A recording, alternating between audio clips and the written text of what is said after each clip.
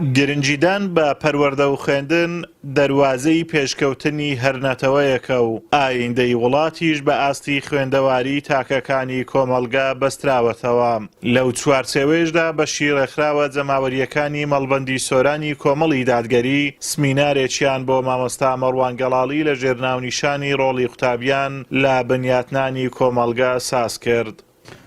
دیارە یەکێک لە سیفەتەکانی کۆمەلگای پاشکەوتوو بریتە لە نەخوێندەواری لە کۆمەلگاشدا قوتابیان کەسینێکی ڕۆشنبیر و پێگەیشت و تێگەیشتوونە بە تاکید بەپێ ئەو باگراوندە عیلمیە کە هەیەە کاریگەری زۆریان هەیە لەسەر کۆمەلگای خۆیان لە ڕووی هۆشارکردنەوەی تاک لە ڕووی پێگەاندنی تاک لە ڕووی پەروەردەکردنیان و لە ڕووی ڕۆشنبیری ئاینی و سەقافی و کۆمەڵایەتی و هەتا ئابووری و سیاسی و مێژوویش کاریگەریشی ڕاستەوخۆم باشەر هەیە لەسەر کۆمەلگاکان. گرنجیدان بە خوێندن و پێگەاندنی قوتابیەکی هۆشیار و داهێنەر بەستراوەتەوە بە ئاستی پێشکەوتنی سیستەمی پەروەردە و خوێندن لە هەر وڵاتێکدا. بەڵام قەیران و گرفت و کێشەکانی پەروەردە و فێرکردن لە کوردستاندا هێندە زۆر و ئاڵۆزن کارێکی کردووە زانکۆکان و ناوەندەکانی خوێندن کەمترین ڕۆڵ و نەخشیان لە پێشخستنی کایە جیاوازەکانی کۆمەلگەی کوردەواریدا هەبێت. ئەمەش بۆ هەیمەنەی حیزبی بەسەردامەزراوە پەروەردەی و زانستیەکان و بوونی گەندەڵیەکی بێشومار دەگەڕێتەوە. ئەمە وەکو قوتابیان یان وەکو سێکتەری پەروەردە لە هەرێمی کوردستاندا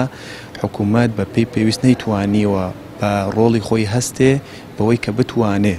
بەرە بە ئەو توانا و ئەو تاقەی گەنج هەیەی پەرەی پێ بدات و بتوانێت بە باشترین شێوە خزمەت بە کۆمەلگەدا بکە بەوەی کە پرۆژیان بۆ دابین بکە. طبیعی ئەگەر ئەمە تەماشای دەوروبەری خۆمان بکەین یعنی چەندین وڵاتن هەیە کە لەگەڵ ئەو ئەزمونەی کە کوردستان دەستی پێکردی ئەوانش دەستیان پێکردیا بەڵام لەبەر ئەوەی ئەوان پلانێکی باشیان هەبووە تەنها بیریان لە لای تێرکردنی جیرفانی خۆیان نەبووە دەسەڵاتدارانیان خەمیان لە خەڵکەکەی خواردیە هەرزوو دەستیان بە پلانەکانی تواناسازی و ناردنی گەنجەکانیان کردێ لە بۆ دەرەوەی وڵات لە بەوەی فێر بن و ئەو ئەزمونەی کە لەوێ فێریە بنبینەوە لە بۆ وڵات و گۆڕانکاری پێ بکەن بەڵام ئەوەی مەوەشی باس کرد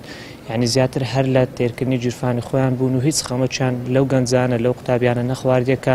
سیستەمەکی باشی پەروەردەیان لە بۆ دابنێن و گرنجیان پێ بدەن. لە هەرێمی کوردستان و لە سایسی ساڵ دەستەڵاتی حیزبە حکومڕانەکان هاوشێوەی لایەنی ئابووری و کارجێڕی و سیاسی و ڕۆشنبیری و کۆمەڵایەتی کۆمەلگا کەرتی پەروەردە و فێرکردنیش گیرۆدەی قۆڕخکاری و تێکدان و بەلاڕێدابردن بووەتەوە و لە ئێستاشدا هەنگاوەکانی حکوومەت و حیزبەکانی دەستەڵات بەو ئاراستەیەن کە بواری پەروەردە و فێرکردن لە خزمەتگوزاریەکی گشتیەوە بۆ کەرتی تایبەت و بازاڕێک بۆ کۆکردن نەوەی قازانج و سەرمایە بۆ ژمارەیەک بەرپرس و بنەماڵەی سیاسی بگوازنەوە.